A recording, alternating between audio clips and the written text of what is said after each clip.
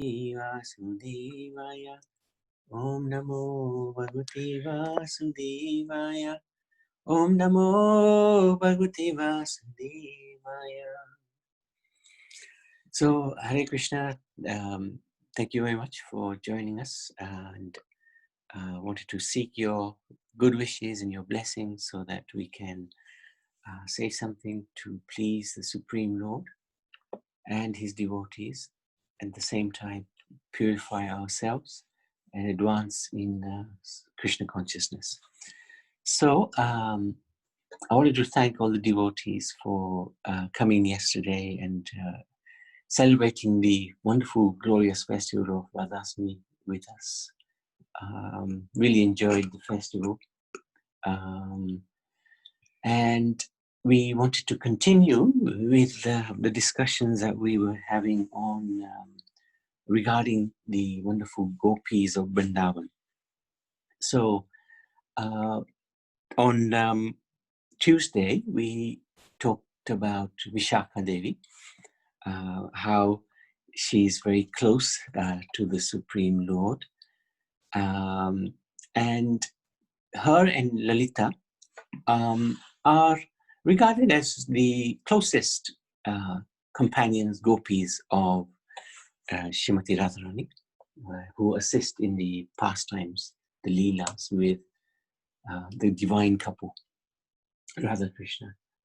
And in many altars, especially in Bharat, in Vrindavan, in Juhu, in Ahmedabad, Ujjain, many of the temples have Radha Krishna as the main deities, but also Lalita and Vishakha are usually present. So it shows their importance in our parampara, in our worship. So just we sort of discussed a little bit about Ramananda Ray, who is none different from Vishakha. Ramananda Ray came to our world at the same time as Chaitanya Mahaprabhu, and he was in the south of Bharat. He was the governor of one of the states in south of Bharat, and Chaitanya Mahaprabhu, on his travels in the south of Bharat, sought him out. In fact, in Jagannath Puri, Sarvabhauma Bhattacharya had mentioned to him about Ramananda Ray.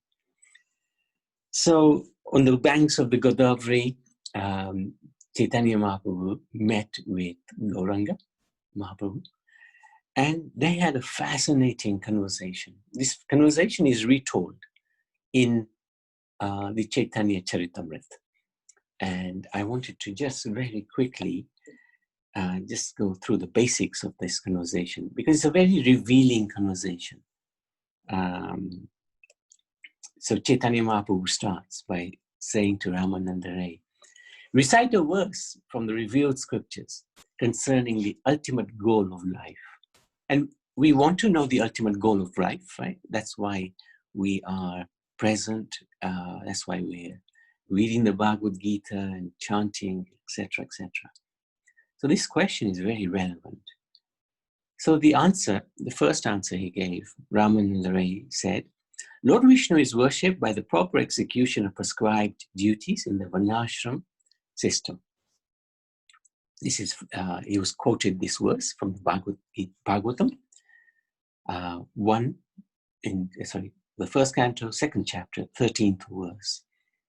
And in essence, what this means is we are living in this world, and we have a position in this world, a varna, and we're living in a particular ashram. The ashram may be brahmachari, we might be married, we might be retired.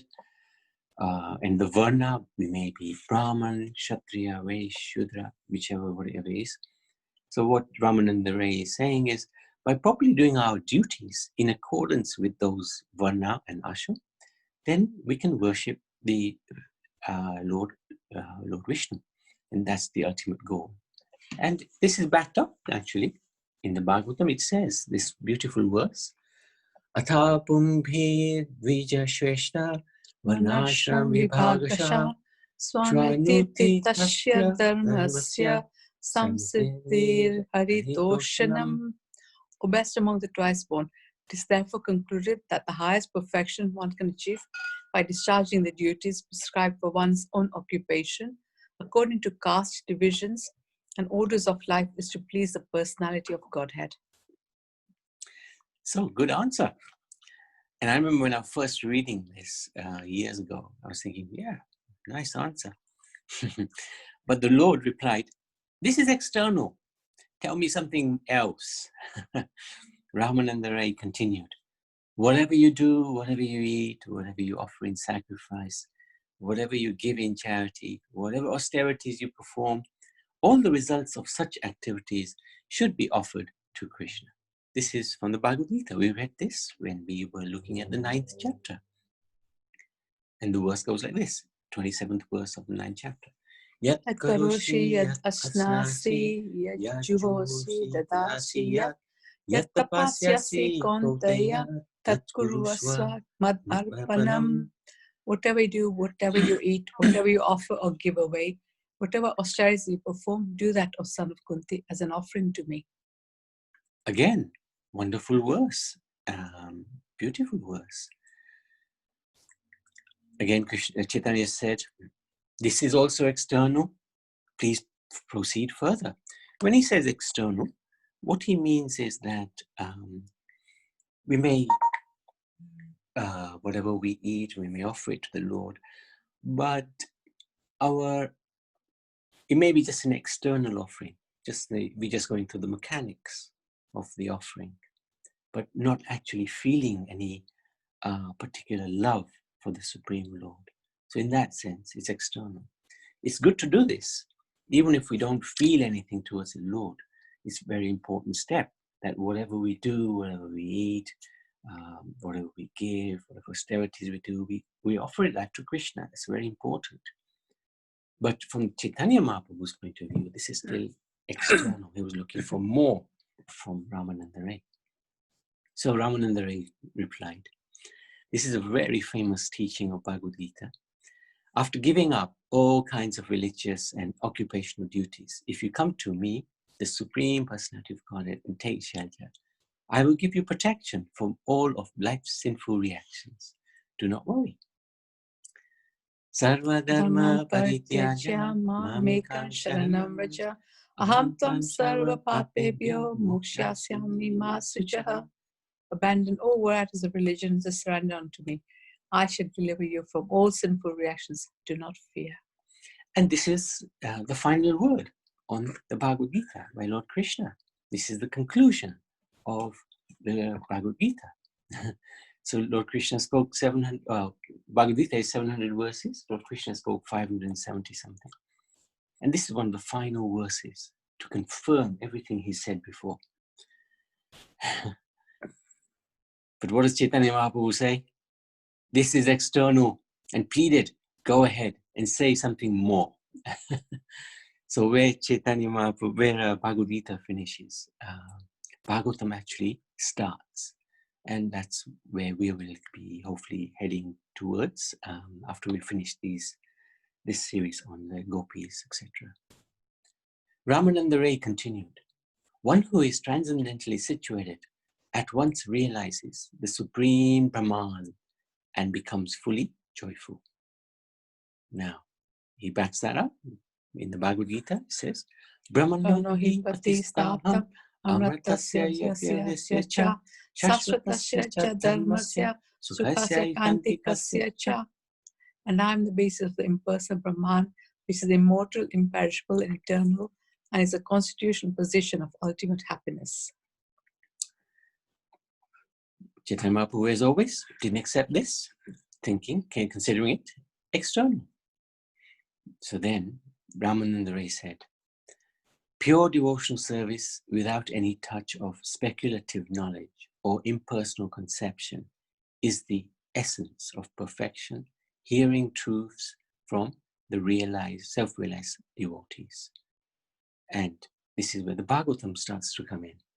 Savarpum samparo dharma yato bhakti yato saje bhartuki apratihata yayatma suprasidati. The supreme occupation, dharma, for all humanity is that which man can attain to loving devotional service unto the transcendental Lord. Such devotional service must be unmotivated and uninterrupted to completely satisfy the self. Wonderful. Gauranga replied, yes, that is okay. But still, you can speak some more on the subject. So Chaitanya Mahaprabhu really is diving into the nectar with Ramananda Ray. Ramananda Ray continued, pure devotional service in Krishna consciousness cannot be had even by pious activities in hundreds and thousands of lives. It can be attained only by paying one price, that is, intense greed to obtain it. If it is available somewhere, one must purchase it without delay.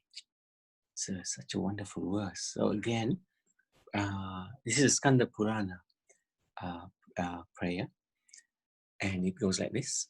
Madhyamanguli mule cha tate kamalam achyutya dhyatya chita trifanam lokanayati shobhanam. At the bottom of the middle toe of that same foot, Lord Achyutya has a lotus flower, which increases the greed for him in the minds of the bee-like devotees who meditate on his feet. So we have to become greedy, not from a material sense of view. We already have this nature of greed within us. So we can use that nature, but instead of becoming greedy for material objects and material relationships, we can become greedy for spiritual relationships, for spiritual benefit. Become greedy to do service, become greedy to chant, become greedy to read about the pastimes of the Lord. This greed is spiritual, is transcendental. This will help us become more and more Krishna conscious. The Lord said, that is all right. But if you know more, please tell me. So Ramananda Roy says, by externally serving as servant, by eternally serving as servant, by eternally serving you as servant constantly, one is freed from all material desires and is completely pacified. When shall I engage as your permanent, eternal servant and always feel joyful to have such a perfect master? So he was quoting from Yamunacharya. And this is actually our position. We are Das to Das, servant of the servant. And when we finally realize that our constitutional position is to serve the Supreme rather than serve this material world or material senses or material relations, etc., then we will actually find our happiness, because we'll find our real position. So again, Chaitanya Mahaprabhu said to Ramananda Ray, please go further. Ramananda Ray said, loving service to Krishna rendered in friendship is the highest perfection. Wonderful. And in the Chaitanya Charitamrita Madhya Lila text 204, 205 of chapter 8, it says like this. Oh, we're repeating this twice. Actually, no, I think I've put that in the wrong place. So just ignore that. Oh, what happened? I didn't copy everything. Oh, okay, just 1 second. I didn't copy everything. This is the problem with copy and paste. I didn't copy all of the Ramananda Ray's conversation.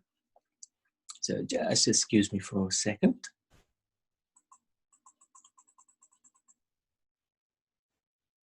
Let me see if this is showing up. Okay. And slideshow. Yeah. Okay. Let's try again.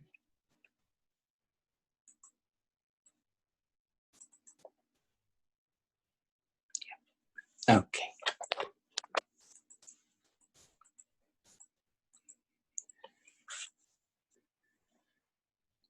Yes, this is better.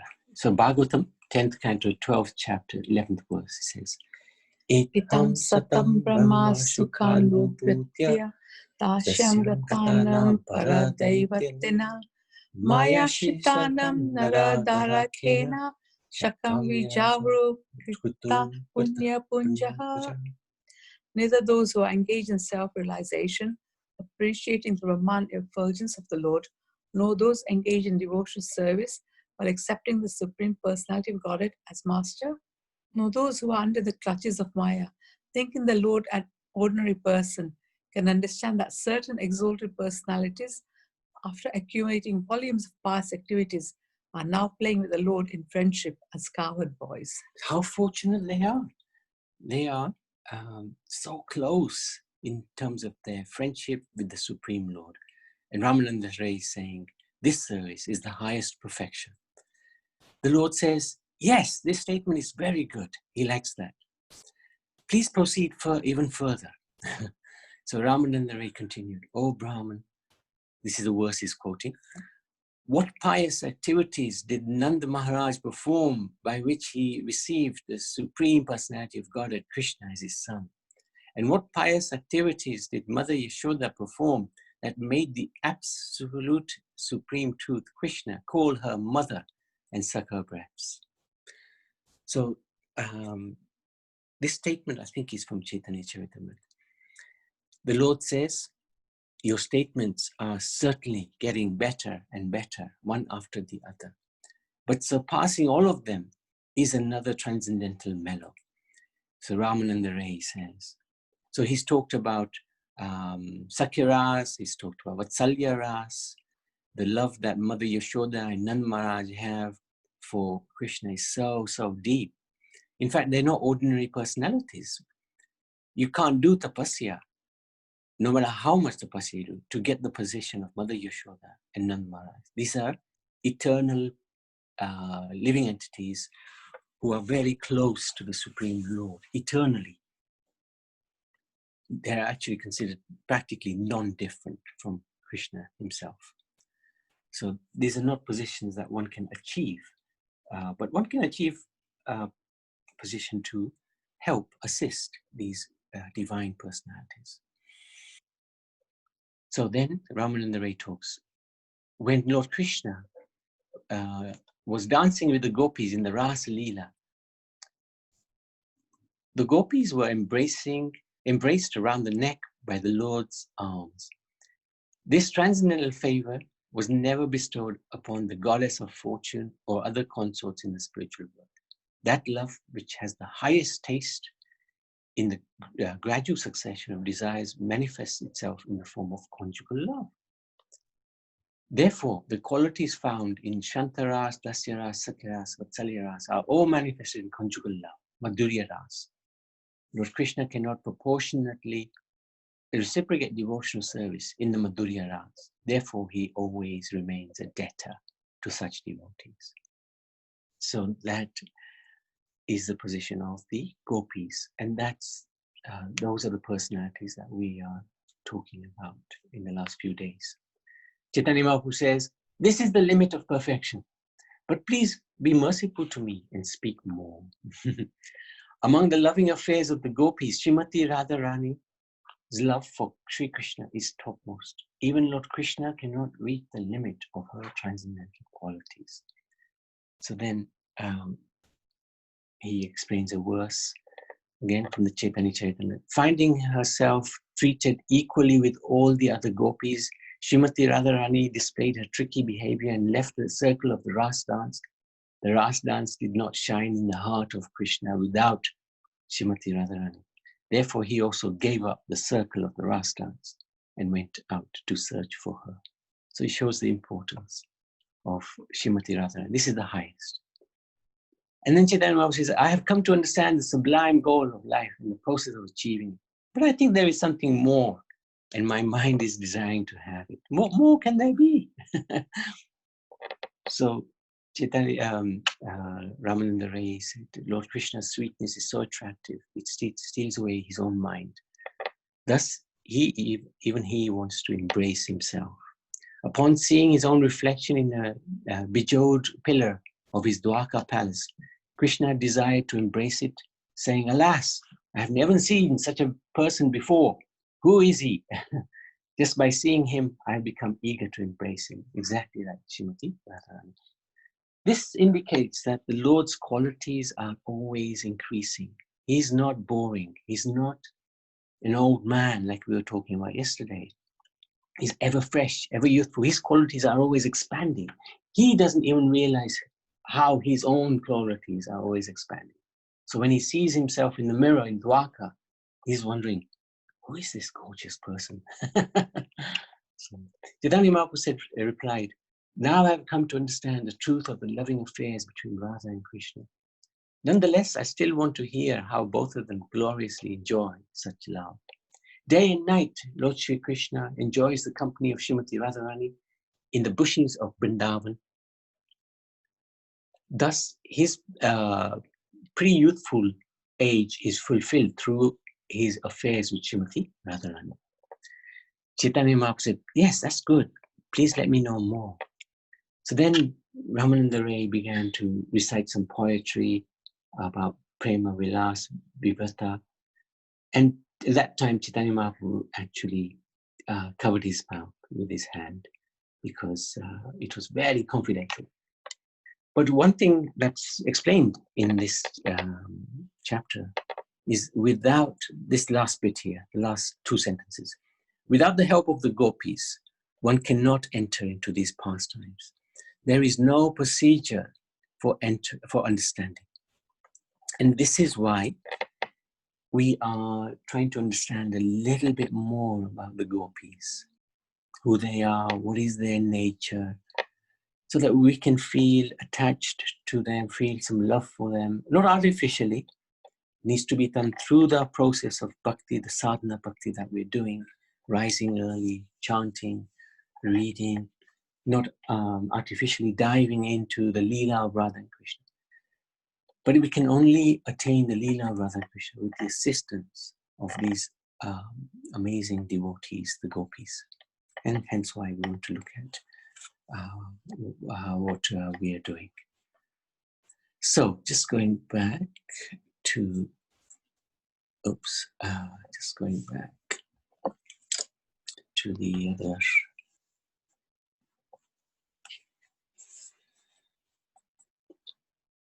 presentation. Yeah.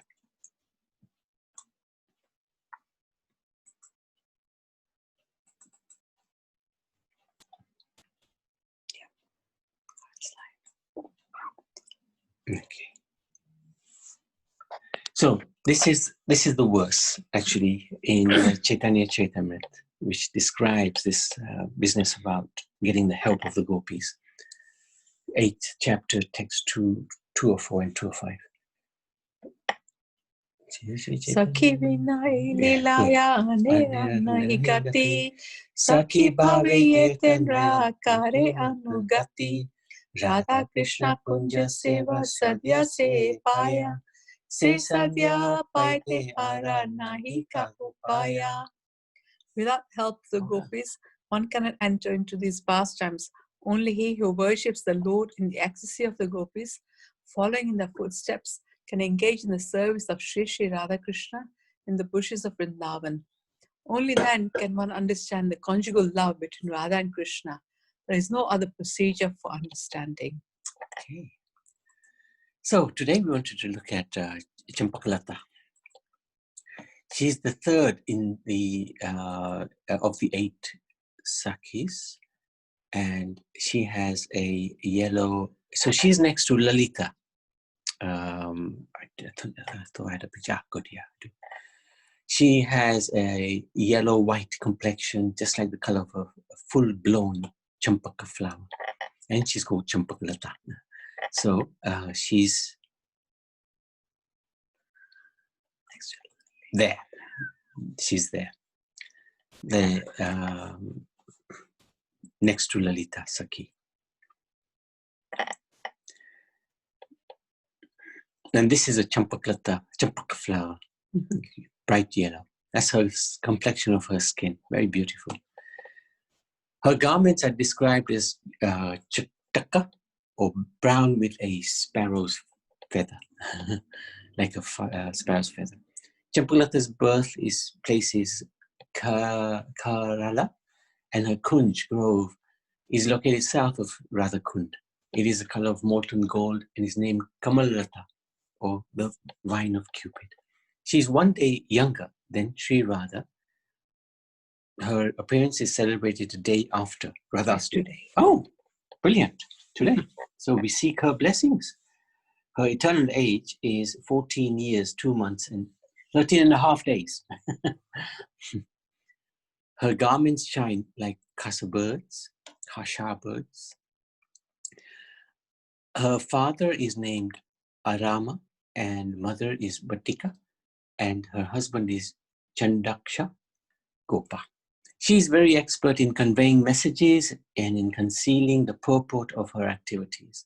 She is an eloquent speaker and knows various ways to discredit her enemies and glorify her own party. So she's in the party of Srimati Radharani. Using only the skill of her hands, she can artistically fashion things from clay. Her service is making and offering jeweled necklaces and fanning with a yak-tail fan. The 8 Sakhis in her group, Yuta, are named Kurangakshi,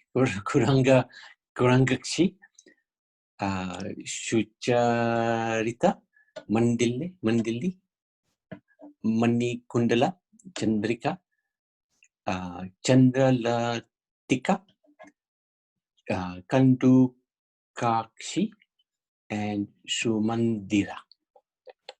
Her favorite instrument is a sarangi. Anybody know what sarangi is? Like a tambura, isn't it? Okay. She especially serves the divine couple by waving the yaktail, chamara, whisk, and offering jeweled necklaces. Champaklata's mood is Vashaka Saja, which is the mood of a heroine who decorates herself and waits for her beloved to arrive, and has a moderately contrary nature. This mood, however, is not manifested in relation to herself, but rather as an explanatory example of her character, which basically means that she's not a competitor to Srimati Radharani. She's an associate of Srimati Radharani. Her nature and qualities can be compared to and greatly resemble that of Vishaka. Her attributes are like those of Vishaka. Her maidservant is Guna Manjari. Interesting. That's Gopal Bhatt Goswami. Just like her father, Champaklata Devi is learned in many different arts, such as gambling with dice, collecting forest flowers and roots, and using her own hands to create poetry out of clay. I wonder how you do that, poetry out of clay. It's very interesting. She is nicknamed... It's pottery. Pottery. Oh, yeah. Pottery. Oh, pottery, yes. Thank you, yeah. Sorry, but correct. Yeah, well done. Yeah, thank you very much. I am paying attention. I'm still trying to recover from yesterday. She's nicknamed Mr. Hasta, which means sweet hands, because of her dexterity in making a wide variety of sweetmeats. Now, Mars never liked the use of sweetmeats, the word, but anyway. Meat. Yeah, because of meat. So she likes to make lots of mistan. Mr. Hasta. She's well versed in the literature which describes the 6 flavors of gourmet cooking, and the kitchen in her kunj is very famous. Crikey. Being an expertly skilled diplomat in the art of logical persuasion, Champaklata can easily defeat any rival gopis who dare to come in Srimati Radhika's way.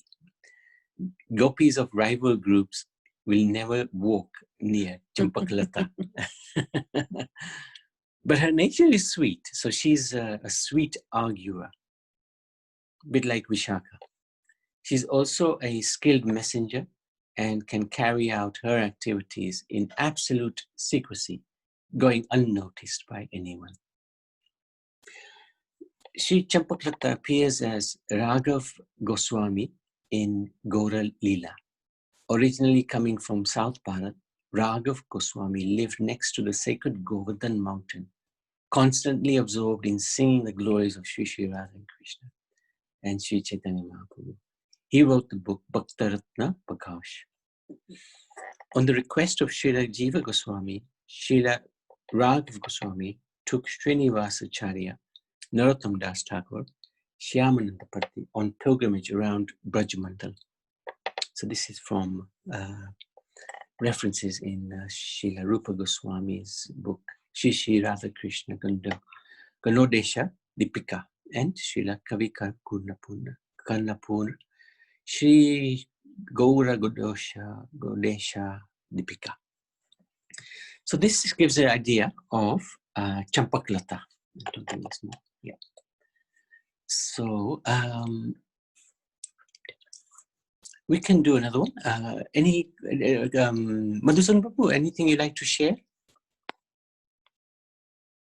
Well, yeah. No, it's okay. You can carry on. This is quite interesting and intimate, and it just shows how in the spiritual world it's not dull, you know. And it's all these activities, you know. Some of these gopis are expert at making all these sweet meals and different flavors that they know. They're cooking in the art of cooking, and all this actually comes through all that, you know.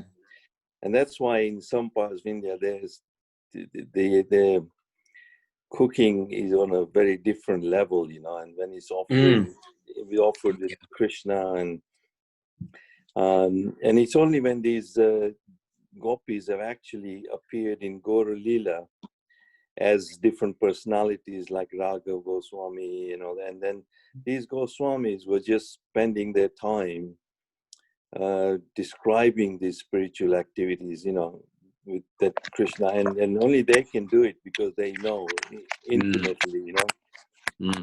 So then they write books like this Bhakti Ratna Prakash, and so many other descriptions are there. But you know, we if we go directly to those kind of books, we would just get totally bewildered by some of the things. But it's all there. But you know, these in Parampara from Chaitanya Mahaprabhu, you know, we have fortunate like people like Bhakti Vinod Thakur and Bhakti Siddhanta Saraswati, and they're also unfolding these, you know, in their writings. And so yeah, it's interesting. So yeah, good, carry on. Okay, thank you very much. So the next copy, is anybody with a question or any comments? Karuna Bandar?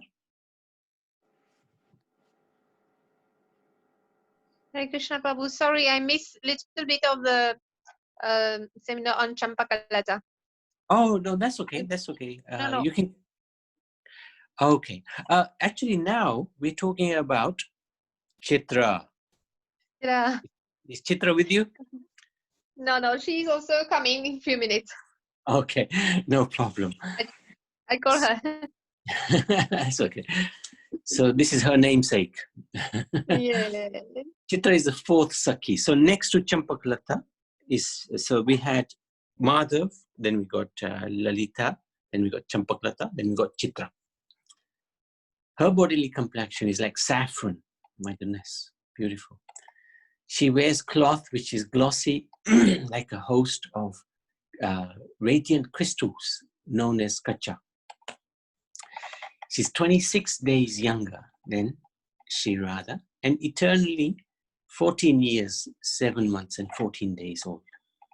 Her father is the cousin of Rishabhanu Maharaj, named Chatura, and her mother is, how do you say that? Charchika. And her husband is Pitahara. Her kunj is named Chitra Nandadi Kunj. Chitra Nandadi Kunj. And her service is making clove garlands. Interesting. The 8 Sakhis in her yuta are Rasa Lika, Tilakini, Sauraseni, Sugandhika, Ramila, Kamanagari, Nagari, Nagvelika. Her kunj or grove is situated on the eastern side of Sri Radha Kund and is called Padma Kanjalka, lotus wall, or Chitra Nandada, and is colored with variegated hues, which can be termed as Chitra. So that's how she gets her name, Chitra. Interesting. Chitra Devi's favorite instrument is the sitar-like veena, and her favorite tune is the rag Samkata. Expert in playing music on pots filled with varying degrees of water. So she's a musician. I think they all are. Her specialized service to the divine couple is Lavanga Mala. That's the preparing clove and flower garlands. On the altar in Mayapur, she's often seen offering a box with refreshing betel nut, sometimes along with some jewels. She has the mood of a heroine who goes out for secretive meetings with her beloved. Her heart is full of wonderfully variegated moods, overflowing with compassion.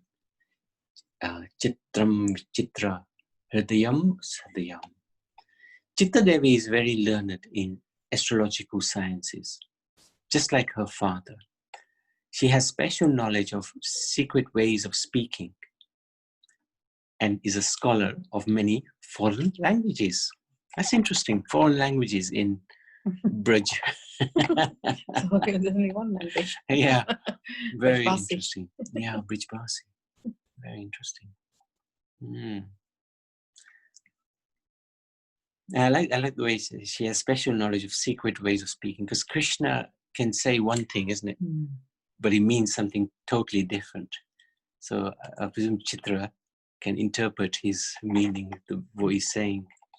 She is fully versed in the scriptures of botany, expert at gardening, animal husbandry, and snake charming mantras. One of her duties is to plant and guard trees, and she is most expert in making delicious drinks. She makes glass trays, bowls, and glasses, can make waves appear in water, knows astrological books and the science of recognizing animals. She is the leader of the Gopis who collects transcendental herbs, medicinal creepers from the forest.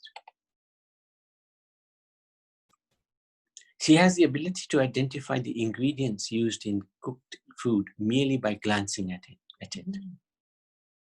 That's interesting. There's one sannyasi, what's his name? Sagar Maharaj. Bhakti Rasayan Sagar Maharaj. He can look at the prasad and he will tell you whether it's sweet enough or salty enough. And he's always right. If he is presented with any type of milk, she can tell which animal it comes from. He can taste it with his eyes. Sorry? He tastes it with his eyes. Yeah, he's empowered personality. And simply at looking honey, she can easily classify which type of bee collected the honey. She has Siddha Hasta, or perfect hands, in cooking various palatable foodstuffs and nectar drinks. She's expert in crafting various utensils from glass. Her maidservant is Ras Manjari. Who's Ras Manjari? In Gaura Lila, Chitta Devi appeared as Vannamali Kaviraj, while others say Govindanandan. So it's a little bit of a not completely clear as to who Chitra appeared as in Gaura Lila. And there's two references there. So again, from Rupa Goswami's work and Kavi Koilapur's work. So that's Chitra. And we can look at the next one as well, Tungvidya. So she will be the final gopi on the right-hand side of Madhav.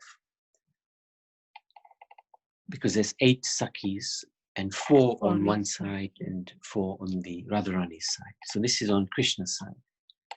Tungvidya is the 5th Sakhi. She's 15 days older than Sri Radha and eternally 14 years and 3 months old. The fragrance of her body is like sandalwood mixed with camphor. Her complexion is like red kumkum powder tinged with white camphor.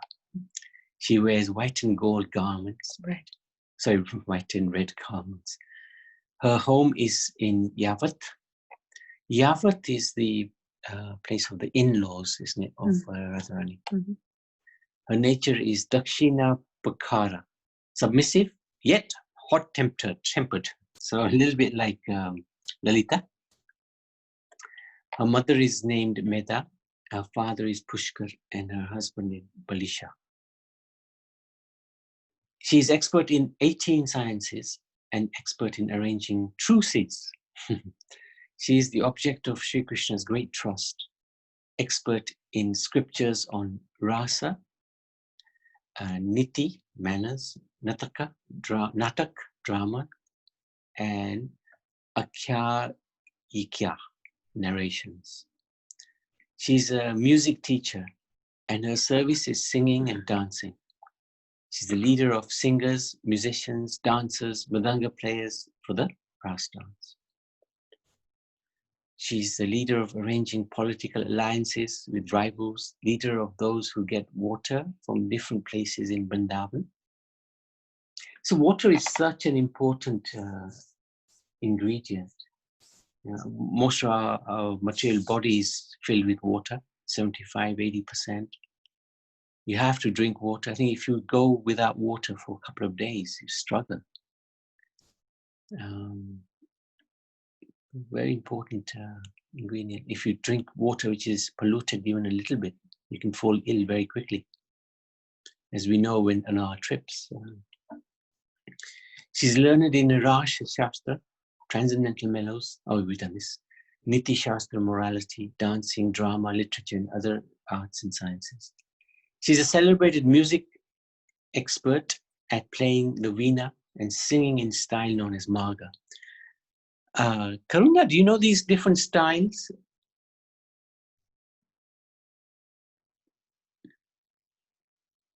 No, Prabhu. Okay. No, I know the Veena, but Marga, no. Yeah.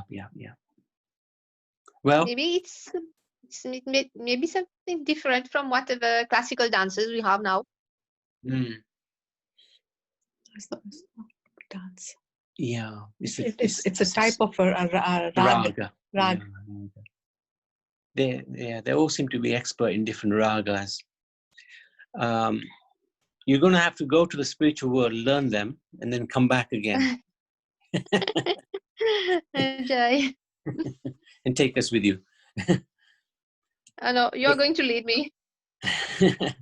I'm going in the wrong direction. Well, let's hope with the Gopis' mercy we can get there. With Guru Maharaj's blessing. Yeah. 8 Gopi messengers headed by Manju Meda Devi are especially expert at arranging political alliances. The first of diplomatic maneuvers in the art of politics between Radha and Krishna. So we think politics is only in ISKCON. But actually politics is in the spiritual world. That's where it comes from. But of course that politics is transcendental. These gopis are the best of dancers. They're musicians. They are musical experts at playing the mridanga, singing in recital halls. These gopis are especially engaged in fetching water from the streams in Vrindavan. Tungvidya is the leader of these gopis. And Gaura Govinda Chara Smarana Padati described that on the western petal of the Madan Shukhada Kunj lies the extremely beautiful crimson-colored Tunga Vidyanandada Kunja, where Sri Tungvidya Sakhi always resides. Interesting. Some of the Sakhis in Tungvidya's yuta are Manjumeda, Sumadura, Sumadhya, Madhureshana, Tanu Madhya, Madhuswanda, Gunachuda, and Parangada. Her chief maid servant is Lavanga Manjari. Who is Lavanga Manjari? That Bhaktisiddhanta. Can't remember. Identity in Gaura Lila is Vakeshwar Pandit. Now, Vakeshwar Pandit, we've talked about him. A very transcendental personality. He was actually an amazing kirtan leader, wasn't he? So this is a prayer to Tungvidya, Gopi. So should we try the Sanskrit? No. That's too hard. I worship the very Rasika, Sri Tungvidya, who is adorned with sandalwood paste mixed with camphor. Her beautiful saffron-colored body is decorated with many fine jeweled ornaments. She delights in wearing a lovely red dress, and she has many wonderful qualities. She knows many transcendental songs, and she dances before Sri Hari to the beat of a dampa drum. So that's, there she is, Tungvidya, very beautiful. So this is in Mayapur, very, very beautiful.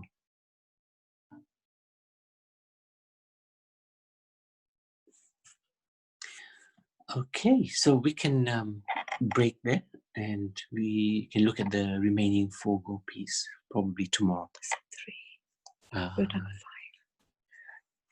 4 and 4. Yeah, but it's we've done. Oh, yeah, right. 3 more. That's right. Anything like to share, Madhusudan Prabhu? Hey, Haribol.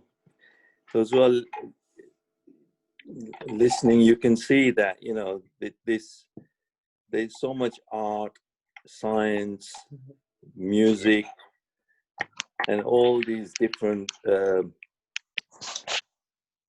past, you know, the activities that the gopis are expert in, and all that is for the pleasure of Krishna and in the spiritual world. And that's why, you know, even some of this art and science and everything is actually given in the Vedas, you know, and those who do study Vedas and the art of science and music and herb, everything is there within the Vedas as well. So some element of is presented within this material world through the Vedas. And those who are expert, like even one wants to learn different ragas, it's amazing, you know, you know, you have to go into the art of music and different ragas, you know, and even sometimes in the material world, the classical music and the way they dance and do the Bharatanatyam dance and everything is for the pleasure of, and it is so rich, you know, this Krishna consciousness is so rich actually. Once you start to get into it, and then you pray to these Radha Gopis and Krishna and Radharani, and some of these qualities start to manifest in us to a certain extent that, you know, some of these Matajis become expert cooks, you know, and then they understand the different herbs and spices and this and that. And then also they understand singing, like, you know, Karuna Banda is a wonderful music teacher, but to understand some of the ragas, and you have to get into really deeply in the music. And I know I was last year I went to a wedding, and there's a wonderful devotee called Shyam and his family. They live in Dubai, and his grandfather, whom they call me grandfather, but he's actually an uncle, He's blind by birth, but from a very young age, he had been studying these different ragas and music and bhajans and all that. He's such an expert at it, and that's all he does. Because he's blind, I had the pleasure of meeting him last year at the wedding in Chennai. And he is an amazing personality. He's about 80s or in the 90s now. But even at that age, all he does is just sit there and just chants bhajans and amazing kirtans to Krishna. You know, that's all he does. And it's, you know, we can see all these different art and culture coming from the spiritual world. And in that way, we are fortunate. But, you know, when we are so trained in this Western education and our schooling and everything, and we're so engrossed in just having to educate ourselves materially, spend our time trying to make a living and earn a living, and we don't have time for all these things. But, you know, through Krishna consciousness and understanding this, we realize that there is great wealth of culture. And even these Gopis are expert in teaching mannerism, you know, that was mentioned there. Even the art of making, like you said, poetry, but pottery as well. They're all expert at all these different things, you know. It's just amazing, you know. And it's only by the mercy of these devotees that we get a glimpse of it, you know, again and again. So even you know, maybe not this time, or maybe tomorrow sometime I can give you some pastime of one of the greatest musicians in the courtyard of Akbar, you know, when he was there around 500-600 years ago. And in his courtyard there was one great musician, and he had an amazing pastime, which I can relate sometime, you know. And that reveals the nature of these ragas they were mentioning. That some of these ragas they're so powerful that, you know, to even sing them, it's all music and it's all energy, you see. And it's used to glorify Krishna amazingly. So anyway, we are getting a glimpse of all these different personalities and different gopis. So we can, that's why, you know, when some of these devotees come into Krishna consciousness, they start to develop this power in their heart, and then they suddenly, you know, start to sing. And you never thought that I could ever sing in my life. I've never sung, but I start to sing the bhajan like Jai Radha Madhav. And you start to sing the thing. I'm not a great singer. I'm not and then I'm not interested in singing anything like Bollywood songs anyway. Even those I wouldn't be very good at. So forget that, you know. So, you know, this comes out of as we chant, as we follow the principles, as we grow in Krishna consciousness. So, you know, some of like yesterday, there were one or two, even, they sang some really beautiful bhajans, you know. And it's wonderful when these qualities, you know, start to come out. Yeah. So it's going to be lovely to hear Karuna Bandar, you know, in different mellows, different ragas, and sing that bhajan. And yesterday's bhajan was very nice as well. Yeah. So very good. Thank you. Yeah, thank you. Thank you very much. Actually, Karuna, yesterday's bhajan was very good. Yeah. What was that bhajan that you were singing? It's Radha Stotram or Radhikashtakam, something like that. Wow, very nice. Very good. It was sung by, the tune was by our beloved Swamiji, Bhakti Charu Swami. Oh, okay. Wow. Yeah, he sang that tune. Very good. Very good. Well, maybe one day you can maybe find the words and I can put it on. Yeah, we have it. We have it. I can send it to you. Yeah, and then you can sing it. You can maybe sing it. You can sing it tomorrow, maybe, if you like. Okay. That's okay. really nice. Really, really good. And The meaning also is really a wonderful thing. Wonderful yes, about Radharani. very good, very good. Yeah, that would be good to go through and understand. Yes, yes. Well done, well done. That's really good. And the Maharaj. ragas, anything you want to say about the different ragas? And... In fact, in music, we study that music comes from Samaved, but many things have already been lost. So whatever has been is left. It's also a mixture of the Mughals' music and other Right. persons who live in India. So whatever we are studying nowadays is not that pure music coming from Samaved. Maybe little touch that is left. That's why this Marga style, I've never heard about it. Yeah, yeah.